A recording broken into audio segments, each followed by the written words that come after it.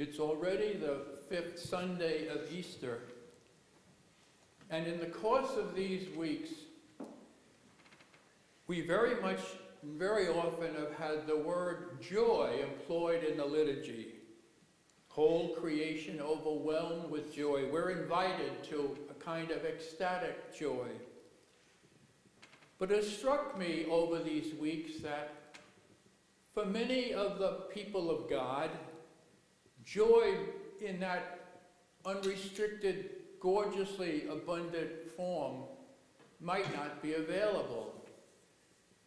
And that's why, for me, over these weeks, it's been very important to acknowledge that there's a second powerful Easter gift.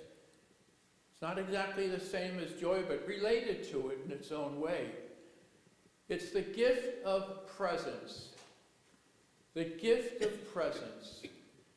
The resurrection of Jesus, his bodily resurrection, spelt the full and total coming into presence of Jesus from his restricted, earthly, embodied in time and space, a human reality, to an unrestricted presence to every human situation, to the entire cosmos, indeed.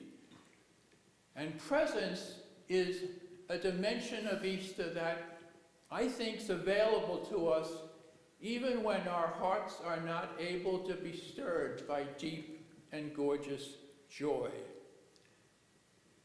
And so this morning I'd like to reflect with you a bit, picking up a little bit of the gospel reading, which, as you will recall, was about being in the vine or not being in the vine. I'd like to reflect a bit about some ways that we're drawn away from presence and how we can return to it in this Easter season. I'm partly inspired by an article in the Science Times from this past Tuesday. Adam Grant, one of the op-ed writers for the Times, wrote a very interesting article on something he feels is going on in a lot of folks over this past 13 months. The word he uses is one that we don't use very often in our conversations, but the word he used, and this whole article was about this term, is languishing. And he gets into talking about languishing, and I found it really helpful and absolutely connected to the concrete experience of Easter, the Easter season. Languishing isn't flourishing, to be sure. Neither is it outright depression. It's a condition hovering between these two states, when you're not exactly depressed, but not thriving either. Apparently, a sociologist, Corey Keyes, coined the term in the sense of this kind of usage for our cultural situation. You are languishing when you have a sense of stagnation or some degree of emptiness. It feels, Adam Grant, the author of the op-ed, said, as though you're looking at your life through a foggy windshield. When languishing, you are not functioning at full capacity. Your motivation is dulled. You have trouble focusing, and it makes it more likely that you will cut back on your work. It's a good guess there are a lot of people, I think, who in our land are suffering from one degree or another of languishing these days, even as the light's beginning to show at the end of this very long tunnel. If this is our interior condition, it's important to acknowledge it and to name it as such. Grant offers some remedies for those who sense that they are languishing. The first he calls flow. He explains it this way. Flow is that elusive state of absorption in a meaningful challenge or a momentary bond where your sense of time, place, and self melts away. But flow implies the ability to focus, which languishing makes difficult. So a second remedy is to give yourself uninterrupted time. Protect your time now and then. Protect it. Carve it out. Treasure it. Periods of time when you don't let the outside world invade, especially technology. And then to focus on a small goal, like writing a homily. One of the clearest paths to flow, he writes, is a just manageable difficulty, a challenge that stretches your skills and heightens your resolve. 3 days ago, I was reviewing a chapter of a book on discernment. Some of you are familiar with it, all too familiar with it, that a number of the nuns here and I have been discussing, reading and discussing. There was a section in one of the concluding chapters that I could not make any sense out of, whatever. The author was talking about situations when God makes up for mistakes we make, and other situations where God does not make up for them. And this really had me going. I reread the section a number of times, still no light. Then I took pencil and paper and tried to concentrate on what was the author trying to say. Can I put it in some other words? I got completely caught up in this struggle to understand, to come to insight. And at a certain point, the penny dropped, and I think I got the point the author was making. But later I looked back and I thought, wow, for that period of time, I was almost outside of myself. I had left Brian behind in a really healthy way and was engaged in finding out the truth about a problem. I was healthily oriented to the other. In fancier language, it was a few moments of self-transcendence. Languishing, a name for an interior state a good number of folks may well be experiencing these days. Abiding. Now there's something else. This morning's text from John's Gospel portrays Jesus at the Last Supper, speaking about himself as the true vine, and we as branches on the vine. This, I think, is the risen Jesus speaking to us, even though the author puts these words in the mouth of Jesus during his earthly time. I don't think Jesus is so much as inviting us something here as reminding us something about ourselves, about something crucial about our relationships. Jesus is the vine stock now. We are the branches now, and drawing life from him now. The recurrent word here is to remain or to abide. Some of the commentators think this is the real point of remain, abide.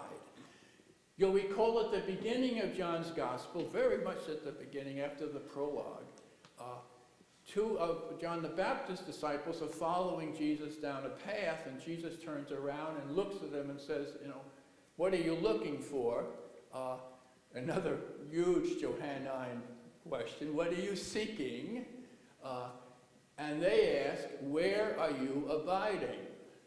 And we'll take the whole gospel for the reader to find out where indeed does Jesus abide. I think Jesus is reminding us that we are abiding, we're remaining folks in some deep way is very relevant to us in this COVID-tainted Easter season. Languishing is, first of all, a physical and psychological condition. It can feel pervasive, as though it's affecting everything about us. But can it really, of itself, affect us on the spiritual level? By spiritual level, I mean that level of relationship to the holy mystery of God, the ultimate ground of our being. This is the level in which abiding in Christ occurs, his abiding in us, our abiding in him.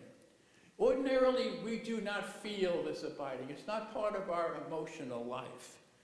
It doesn't show up as an element in our awareness ordinarily,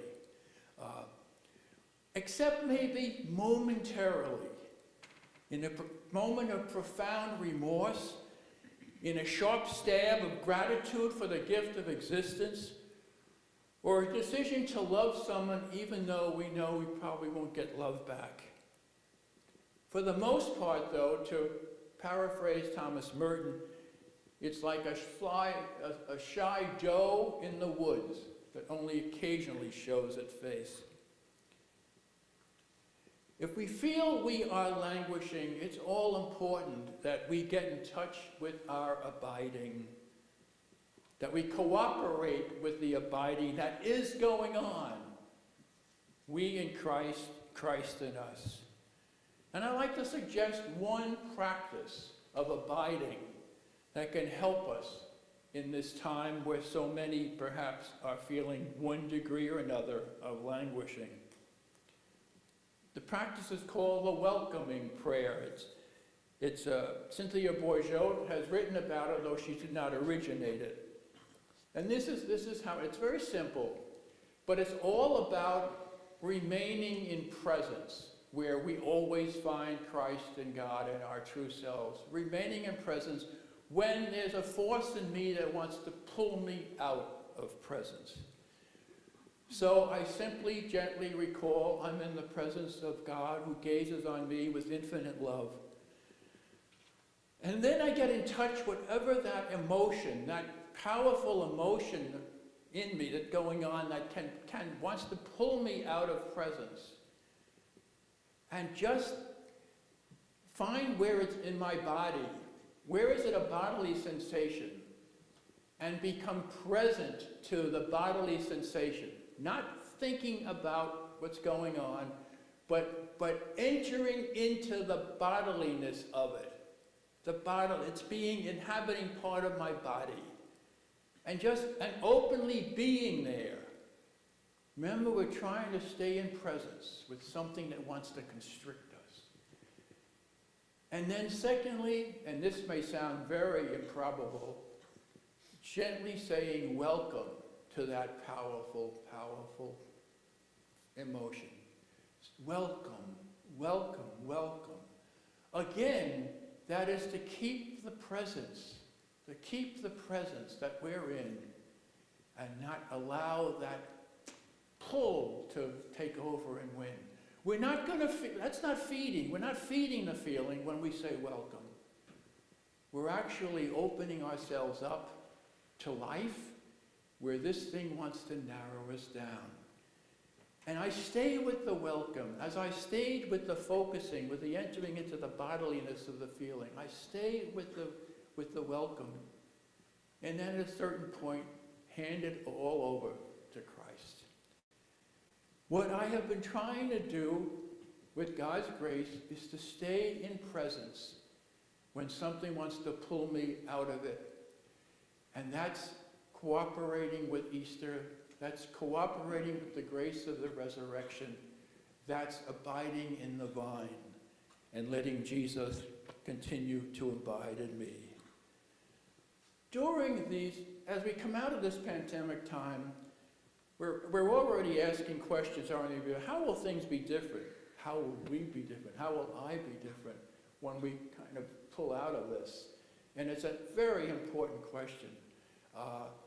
Liturgy somehow is going to be different. This is something I'm sure you're reflecting on yourselves with the experiences you've had of Lectio and of your communion services and sharing the Word. Lots of thinking will be needed. So what can we learn? What have we learned from all this? But it's also important, what have we learned spiritually? What have we learned spiritually? And I think one of the things that has been we felt so bereft of in so many ways during these months has been presence. I mean, I just can't tell you folks how delighted I am to be here today in the flesh with these folks, and wishing that you all were here too in the flesh, and someday that's going to happen. But there's a presence. There are forms of presence we've experienced, and there are forms of presence we've lost during this time. And And I think one of the things to ask ourselves, have we learned ways of staying in presence, staying in the here and now, staying where God is always to be met, where Christ always met, where the Spirit's always at work, always in the actual, always in what is? Have we learned practices of presence, practices of abiding that counteract languishing or distorted or exaggerated anger or frustration or whatever the force fields are that want to pull us out of presence? I invite us to keep on thinking about that. What practices have you developed that are helpful beyond the time of COVID, that have helped you stay present? Because, as I said at the beginning, joy is indeed the gift of Easter, but so too is the gift of presence.